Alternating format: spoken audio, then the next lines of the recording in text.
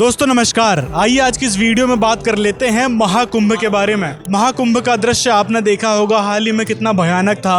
वहाँ पे क्या क्या गतिविधि हुई वो भी आपने देखा। तो सर हम आपसे जानना चाहेंगे, आप दोनों से जानना चाहेंगे कि महाकुंभ की शुरुआत आखिर हुई कैसे थी। क्या कहते हैं संत रामपाल जी महाराज इस महाकुंभ के बारे में। देखिए अभिषेक जी, वैसे तो ये मनमाना आचरण है, मगर शुरुआत की अगर आप बात करें तो बताया जाता है कि जब समुद्र मंथन हुआ था जी, तो उसमें जो कुंभ, मतलब एक जैसे कुंभ बोलते हैं, जैसे कलश जो होता है जी, तो उसमें जो अमृत कलश निकला था जो सागर मंथन के बाद, तो उसको देवताओं ने उसको ले लिया था। फिर देवताओं में जो विष्णु जी का वाहन है गरुड़, बताते हैं कि वो लेके उन अमृत कुंभ को लेके उड़ रहे थे। तो जब वो ऊपर उड़े थे तो उस समय माना जाता है कि जो कुंभ में जो अमृत था वो 4 स्थानों पर गिरा था, और वो पहला स्थान था शायद इसमें हरिद्वार जो बताया गया अपना, हरिद्वार में गंगा नदी। दूसरा स्थान आपका प्रयागराज है जो अपना तीनों को जोड़ती है, जिसमें ये सरस्वती हो गया, आपका गंगा हो गया, और ये तीसरी जो नदी है यमुना। हाँ, ये तीनों जो संगम है। और तीसरा इसको बताया गया था कि उड़ीसा में ये अपना शिप्रा नदी के वहाँ पे। तीसरा जो है उज्जैन में शिप्रा नदी, और चौथा जो है उड़ीसा के अंदर जो है गोदावरी नदी में। तो ये बताया गया है कि यहाँ पर ये जो अमृत का जो गिरा था तो वहाँ पर ये जो है अब ये सारे कुंभ मनाए जाते हैं, मगर इसका कोई प्रमाण नहीं है भी किसने इसका आदेश दिया, कहाँ से ये बोला गया मनाने, ऐसा कोई प्रमाण, कोई शास्त्र प्रमाण नहीं है। ये सब मनमाना आचरण है। और शुरुआत करें तो बताते हैं राजा हर्षवर्धन हुए थे शताब्दी सदी में, वहाँ से जो है शुरुआत करी गई थी। फिर उसके बाद 8वीं शताब्दी में अपने ये आए थे जो हिंदू धर्म के जो माने जाते हैं शंकराचार्य जी, उन्होंने फिर इसको और विस्तार दिया, और वहाँ से ये जो है एक मनमाना आचरण, मनमानी पूजा कह लो आप इसको, मनमाना स्नान जो है शुरुआत की गई है।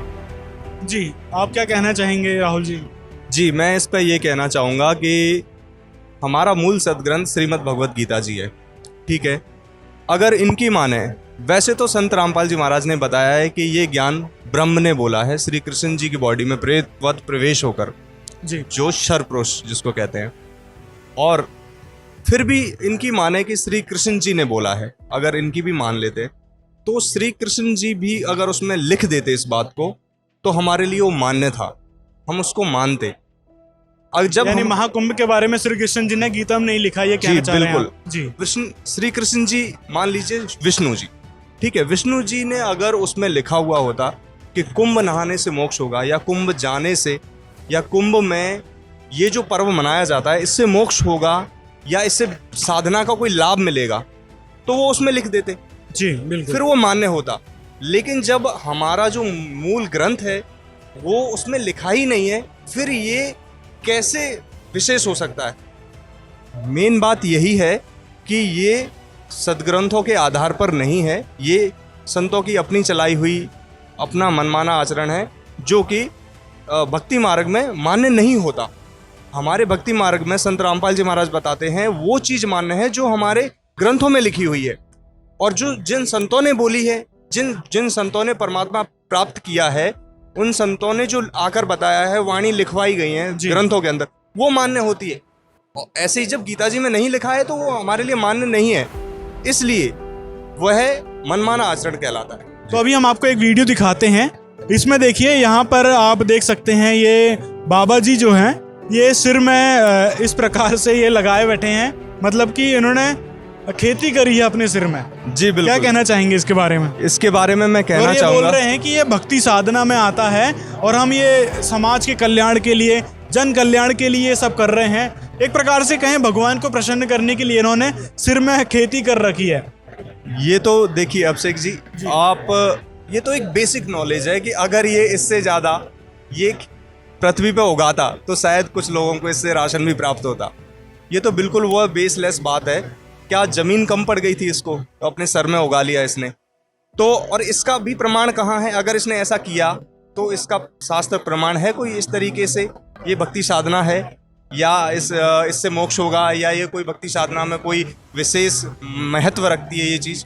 तो आप समझ सकते हैं कि ये तो यहीं से फेल हो जाती है कि इससे अच्छा तो ये पृथ्वी पर उगा लेता तो कुछ लोगों को राशन प्राप्त होता, कुछ लोगों का पेट भरता। जी, तो अभिषेक जी, मैं इसमें एक बात और ऐड करना चाहूँगा। जी, दरअसल ये जो बाबा जी कर रहे हैं ना, ये इनकी गलती नहीं है। ये जिस अखाड़े से जुड़े हैं या जो भी इनका पंथ है, इनको जो शिक्षा दी गई है, जो इनके गुरु हैं, ये इनका बिगाड़ा हुआ काम है। देखो यहाँ पर जितने भी भक्त साधु समाज जा रहा है, ये ज़्यादातर शिष्य होते हैं, मगर ये किसी न किसी अखाड़े से, किसी न किसी गुरु से, किसी न किसी संत से जुड़े हुए होते हैं। और इनकी जो भी क्रियाएं होते हैं, जैसे आपने देखा होगा जो ये होते हैं, जो नागा होते हैं, गिरी के जो भगवान शंकर के होते हैं, ये या तो बिल्कुल न्यू वस्त्र घूमेंगे, या कई घूमेंगे तो पूरे शरीर में भस्म लगाए घूमेंगे। तो ये जो भी क्रियाएं कर रहे होते हैं, इनके पीछे जो होता है इनके गुरु का किया हुआ सारा काम होता है। तो ये जो भी कर रहे हैं, ये इसको सर्वश्रेष्ठ मानकर ही कर रहे हैं। गीता जी में यही कहा गया कि जो भी क्रियाएं जीव करता है ना, वो उसे सर्वश्रेष्ठ मान के ही करता है। जब तक उसको संपूर्ण अध्यात्म ज्ञान नहीं होता, तब तक वो उसको ये संपूर्ण ही मानकर कर रहा होता है। तो वही इन सब की गलती नहीं है, ये जो है ज्ञान की कमी है, अध्यात्म ज्ञान इनके गुरुओं का कम है, जिसकी वजह से इन्हें वो साधना नहीं मिली जिससे भगवान प्राप्ति के लिए, और एक व्यर्थ साधनाएं इनको दे दी गई कि आप इसको करते रहो और इससे मोक्ष प्राप्ति हो जाएगी। इसके अतिरिक्त ये कुछ नहीं है। अच्छा, दूसरा वीडियो आपको दिखाता हूँ मैं। ये दूसरा वीडियो है, ये बाबा बहुत प्रचलित हुआ था। ये देखो, इसने हाथ खड़ा कर रखा है। मतलब एक प्रकार से ये कहता है कि आत्म कल्याण के लिए, या फिर कहें समाज के कल्याण के लिए, संसार के कल्याण के लिए इसने हाथ ऊपर कर रखा है और उसको ये साधना मानता है। यानी एक हठ योग कर रहा था, ये हाथ ऊपर करके, एक हाथ ऊपर कर लिया और कई वर्षों तक इसने ऐसे रखा, जिसके कारण ये हाथ ऐसा हो गया। क्या कहना चाहेंगे इसकी इस भक्ति साधना पर?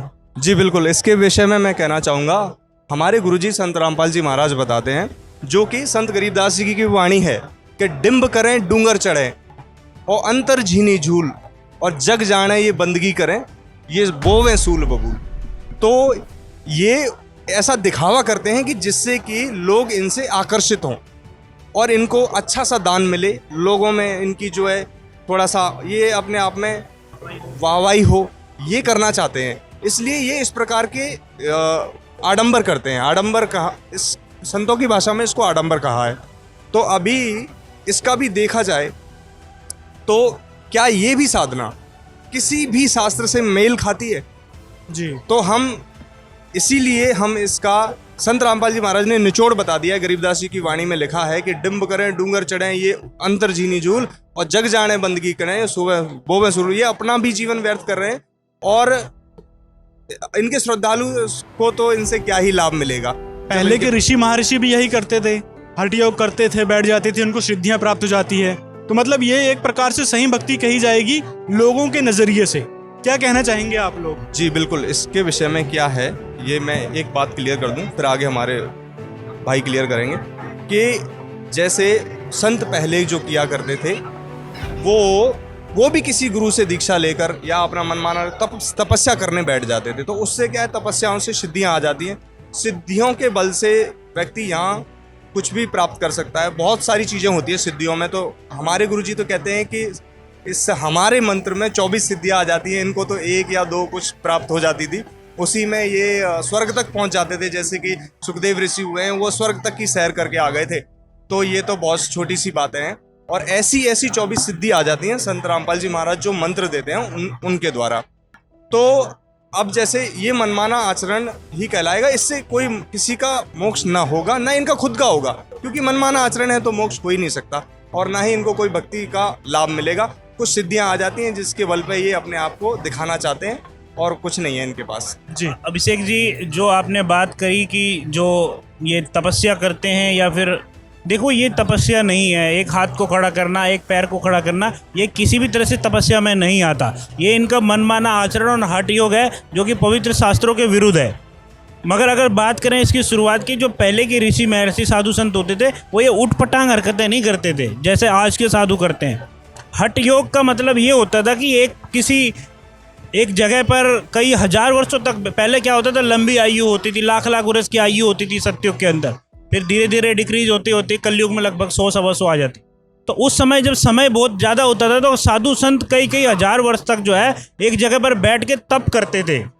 वो हट एक अलग है। मगर ये जो हट है, उठपटांग हट है, कोई खेती सर पे कर रहा है, अब सबको खाने का भी ठेका ले लिया इन्होंने, खाना खिलाने का। तो ये इस तरह की कोई क्रिया पहले के साधु संत महात्मा नहीं करते थे, जो आज के साधु संत कहे जाने वाले लोग कर रहे हैं। ठीक है, तो कुल मिला मैं एक बात और जानना चाहेंगे, जैसे कि ये जो जिसको आप मैं अभी दिखाया था कि हाथ खड़ा करके, ये जो है गुस्सा भी बहुत करता है, किसी को चिमटा मार देता है, किसी के पीछे दौड़ पड़ता है, क्या ये साधु संत के लक्षण होते हैं? क्या कहना चाहेंगे? देखिए, संत रामपाल जी क्या बताते हैं? जी, संत रामपाल जी बताते हैं, अगर आपके अंदर जो विकार हैं, जो द्वेष हैं, अगर ये नहीं खत्म हो रहे, क्योंकि संत रामपाल जी जो भक्ति बताते हैं, जो साधना बताते हैं, या फिर जो क्रियाएं या फिर जो ज्ञान देते हैं, वो इसीलिए दिया जाता है क्योंकि ताकि भक्त सुधरे, भक्त का जो आत्मा है वो निर्मल होनी चाहिए, उसके राग द्वेष खत्म होने चाहिए, उसके अंदर जो मान बढ़ाई अहंकार खत्म होना चाहिए। तो यदि अगर आपको गुस्सा आ रहा है तो आप कहे कि साधु संत हो, तो इससे भी ये स्पष्ट होता है कि ये कोई साधु संत नहीं है, ये एक तरह से जो है ढोंग पाखंड को जो है बढ़ावा दे रहे हैं यहाँ पे। अच्छा, एक ये कांटे वाले बाबा बहुत प्रसिद्ध हुए थे जो साधना कर रहे थे, लेकिन वो तो अपनी रोजी रोटी के लिए कर रहे थे, ये तो कह सकते हैं। लेकिन अन्य और भी साधु संत जो हैं, पहले भी देखा गया है कि वो कांटे में लेटकर अपनी तपस्या करते थे, शरीर को दुख देते थे। तो क्या कहना चाहेंगे आप जो शरीर को दुख देते हैं? जैसे कि ये बाबा हैं, इन्होंने बोले 250 ग्राम का ताला लटकाया हुआ है अपने गुप्तांग पे। क्या ये साधना से परमात्मा मिल जाएगा या कोई शुद्धि मिल जाएगी? क्या कहना चाहेंगे? तो इस विषय में हमारे गुरुजी संत रामपाल जी महाराज ये बताते हैं कि इन संतों को ज्ञान नहीं है। वास्तव में इन्होंने अपने ग्रंथों का भी अध्ययन नहीं किया है, ये अपने गुरुओं के कहने पर या जैसा भी मनमाना आचरण करने लगे हैं। इनको जो बेसिक नॉलेज है ना कि मनुष्य को कैसे रहना चाहिए, वो भी ज्ञान नहीं है इनको। क्योंकि अब जैसे गाली गलौज करना, किसी को मारना या गुस्सा करना, तो ये भी एक संत के लक्षण, ये तो एक सभ्य व्यक्ति के भी लक्षण नहीं है, तो संत कहाँ से हो सकता है वो? ये एक सोचने वाली बात है। ये एक सभ्य समाज को सोचना चाहिए कि जिसमें एक बेसिक नॉलेज नहीं है, जिसको रहने का, बैठने का, खाने का, पीने का जो बेसिक नॉलेज है वही नहीं है, तो ये संत कैसे हो सकते हैं? किसी को मार रहे हैं, गाली दे रहे हैं, सिर्फ अपने स्वार्थ के लिए कि क्या कि किसी ने दान नहीं चढ़ाया, किसी ने कुछ नहीं, किसी ने अटपटा प्रश्न पूछ लिया। अगर वो संत होते तो उन प्रश्नों के उत्तर दो, तभी समाज का कल्याण होगा। अच्छी शिक्षा दो, तो जिन उनके पास कुछ है ही नहीं तो क्या देंगे? जिसके पास जो है वो वही देगा। तो ये इन संतों के लक्षण ही बता देते हैं कि ये कहाँ तक कितने पानी में है। ज़्यादा कहने की ज़रूरत नहीं है इसके बारे में। इन्हीं सब बातों को सुनकर लोग कहते हैं कि ये हिंदू विरोधी हैं। संत रामपाल जी महाराज और उनके शिष्य हिंदू विरोधी हैं, हमारे हिंदू संत का अपमान कर रहे हैं, हिंदू देवी देवताओं का अपमान करते हैं, हिंदू धर्म में चली आ रही धार्मिक मान्यताओं को मना करते हैं।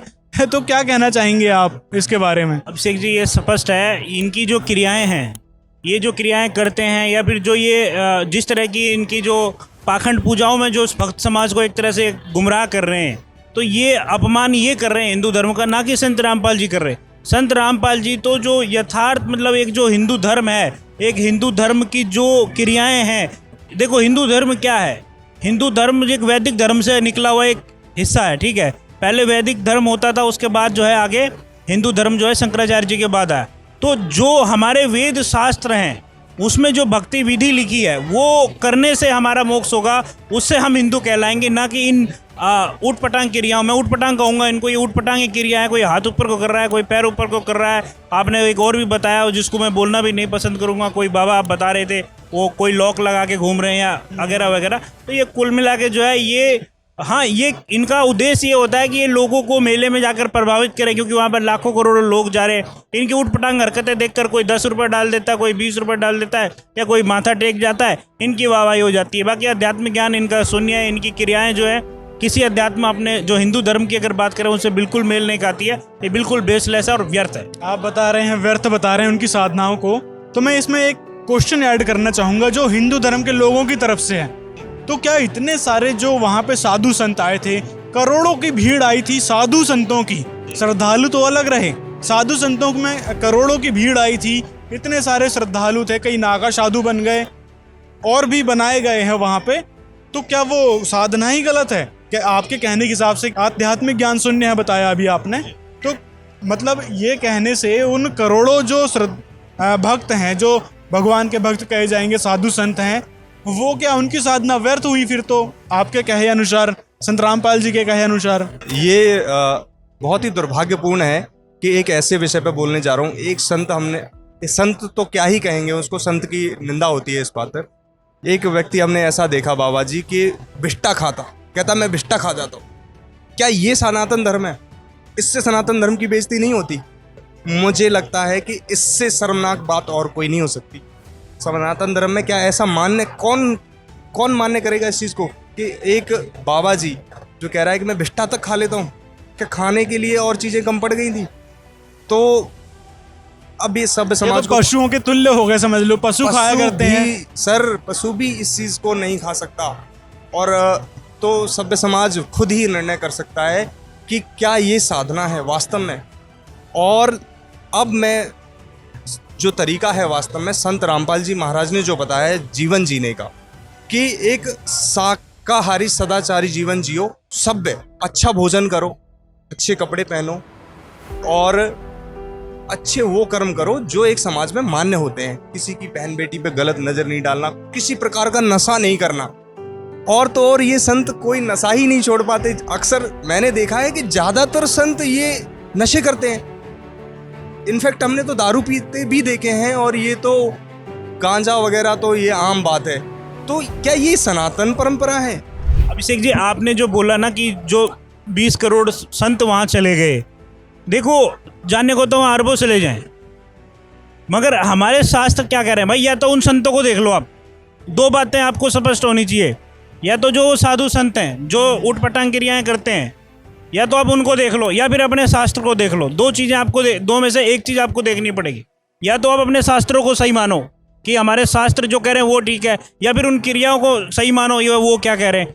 तो कोई भी समझदार व्यक्ति होगा तो अपने शास्त्र को देखेगा, और शास्त्रों में भी यही प्रमाण है कि जो हमारे जो भी शास्त्र है उसमें यही बताया गया है कि जो भी क्रियाएं करने की है, जो ना करने के लिए, उसके लिए शास्त्र ही प्रमाण है। अगर वो उस शास्त्रों के अकॉर्डिंग नहीं कर रहे हैं, जैसे आपने बोला वो हाथ उठा रहा है, कोई पैर उठा रहा है, या फिर अन्य तरह की क्रियाएं, किसी ने कपड़े नहीं डाले, किसी ने डाले तो आधे कपड़े डाले, तो ये शास्त्रों में वर्णित क्रियाएं नहीं है। तो इसलिए वो सब बेसलेस है, चाहे वो 20 करोड़ पहुंच जाए चाहे 10 करोड़ पहुंच जाए। ये मेरा आपसे कहना है। तो सर हम अंत में आपसे यही जानना चाहेंगे कि संत रामपाल जी महाराज ने आखिर ऐसी कौन सी भक्ति साधना बताई है जो आप इन सभी संतों का ज्ञान शून्य बता रहे हैं? क्या ऐसी साधना है जो संत रामपाल जी ने बताई है? क्या वो वेदों शास्त्रों से प्रमाणित है, जबकि हमारे धर्म ग्रंथ ही माननीय माने जाते हैं सभी हिंदू धर्म के लोगों के लिए? तो क्या कहना चाहेंगे, क्या कहा है तो संत सर रामपाल इसके जी? लिए मैं कहना चाहूँगा कि संत रामपाल जी महाराज ने बहुत सिंपल वे से भक्ति साधना बताई है जो कि हमारे शास्त्रों में वर्णित है जी। अब जैसे इस सृष्टि पे 5 प्रधान है, 5 प्रधानों के मंत्र हम डेली जाप करते हैं। संत रामपाल जी महाराज के सभी अनुयायियों को मिलते हैं। प्रथम दीक्षा में वो मंत्र मिलते हैं, द्वितीय दीक्षा भी होती है, फिर तृतीय दीक्षा होती है जो फाइनल मोक्ष प्राप्ति की दीक्षा होती है। तो ये एक प्रोसीजर है भक्ति करने का जो कि संत रामपाल जी महाराज ने बताया है, और ये प्रमाणित है। जिन संतों ने वो मोक्ष प्राप्त किया और उन्होंने अपनी वाणी में आकर लिखा यहाँ पर, वही दिखाते हैं। संत रामपाल जी महाराज अपनी तरफ से कुछ भी नहीं बताते। तो जो लोग ये सोचते हैं कि सनातन विरोधी हैं या विरोध करते हैं हमारी इन सब चीज़ों का, तो हम उन सब चीज़ों का विरोध करते हैं जो गलत हैं, जो आप गलत कर रहे हैं, जो प्रमाणित चीज़ें नहीं हैं, जो हमारे ग्रंथों में नहीं लिखी है। उस चीज़ के बारे में संत रामपाल जी कहते हैं कि ये चीज़ करने से आपको कोई लाभ नहीं होगा। जैसे गीता जी अध्याय श्लोक 23 में लिखा है कि शास्त्र विधि को त्याग कर मनमाना आचरण करने वालों को कोई लाभ नहीं होता। तो ये बात हमारे लिए मान्य है जो गीता जी में लिखी है, और अन्य संत बेसलेस मनमाना आचरण बता देते हैं, इसलिए उस समाज को लाभ नहीं होता। संत रामपाल जी महाराज चाहते हैं कि सभी को ये ज्ञान हो और ये साधना करें तो भगवान से लाभ प्राप्त होगा। मेन जो बात है वो ये है कि मोक्ष भी मिलेगा, प्लस जो यहाँ रहेगा साधक, वो यहाँ रहकर भी सुख शांति को प्राप्त होगा। वो यहाँ भी फील करेगा कि हाँ वास्तव में मैं एक भगवान की भक्ति कर रहा हूँ, और उसको सारे लाभ प्राप्त होंगे जो उसको चाहिए। ये है बात जी। अभिषेक जी, आपने साधना की बात करी कि भाई क्या संत रामपाल जी महाराज जी जो साधना बताते हैं। देखो संत रामपाल जी का जो साधना का जो सिंपल है, उनकी साधना प्राइमरी लेवल है, सेकेंडरी लेवल है, और उसके बाद आगे की पढ़ाई है। तो जैसे प्रथम मंत्र होते हैं वो परमात्मा, इनके जो 5 प्रधान हैं, ब्रह्मा विष्णु शिव जी हैं, उसमें दुर्गा जी हैं, गणेश जी है। इसके बाद आगे जो है ब्रह्म का मंत्र है जी, और उसके बाद फिर ब्रह्म के बाद परब्रह्म और फिर परम अक्षर ब्रह्म। ये इस तरह कंप्लीट कोर्स हो जाता है। जैसे इसका जिक्र भी मिलता है, अगर आप गीता जी में आप बात करेंगे तो 8वें अध्याय के 13वें श्लोक में गीता ज्ञानदाता कहते हैं वही ओम इति एकाक्षरम ब्रह्म व्यारण माम अनुस्मरण यह प्रियति तजन्तेम सयति प्रमाम गतिम। उन्होंने अपने 70 का मंत्र बता दिया, अर्जुन मेरा 70 का ये मंत्र है, इसको जाप करेगा तो मुझे प्राप्त होगा, मेरे से मिलने वाली परम गति प्राप्त होगी। वो कौन सी गति है? ब्रह्मलोक है।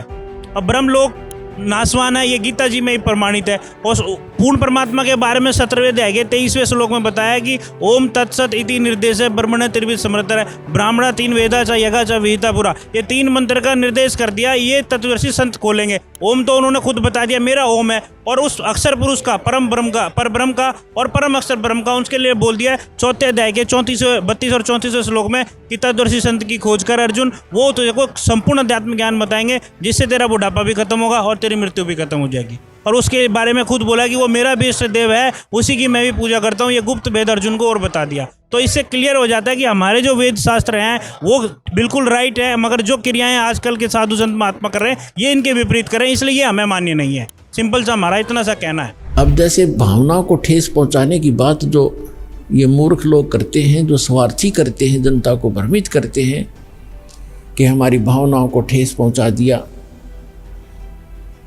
इन मंदिर, मस्जिदों, गुरुद्वारों और चर्चों की पूजा को ठीक नहीं बताया,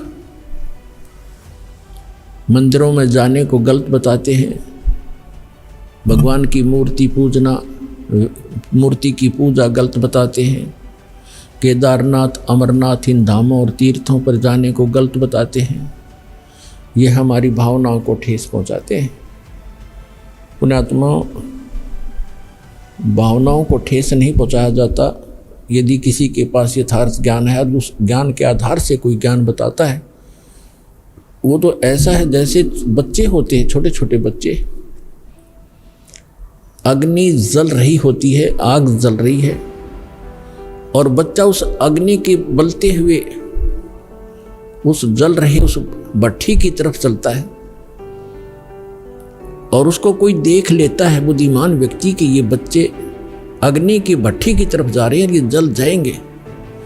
उनको जाकर वो उठा लेता है और वो जाना चाहते हैं, उसको अच्छी वस्तु समझ के पकड़ना चाहते हैं,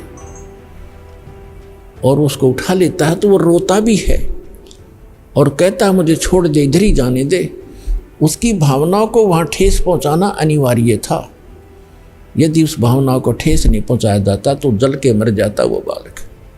तो दास का प्रयत्न यही समझो कि यदि आप इसको भावनाओं को ठेस समझते हो तो ये इस प्रकार की भावना को ठेस पहुँचाना दास की मजबूरी होगी, क्योंकि दास इस मार्ग से परिचित हो चुका है। और जहाँ तक पार बसाओगी आपको वहाँ नहीं जलने दूंगा उस आग के अंदर। अपने आत्मा परमात्मा आकर बताया करते थे कि जिन धामों की आप पूजा करने जाते हो, इन धामों की कुछ कम से कम तुम स्थापना देखो कैसी हुई है, इन तीर्थों की ये स्थापना कैसी हुई, और फिर ध्यान से सोचो, विचार करो। आज बालक नहीं हो, आप शिक्षित हो, उनके इतिहास, उनकी जीवनी हमारे पास उपलब्ध है, उनको पुनः विचार करके ग्रहण करो, उनको त्याग दो।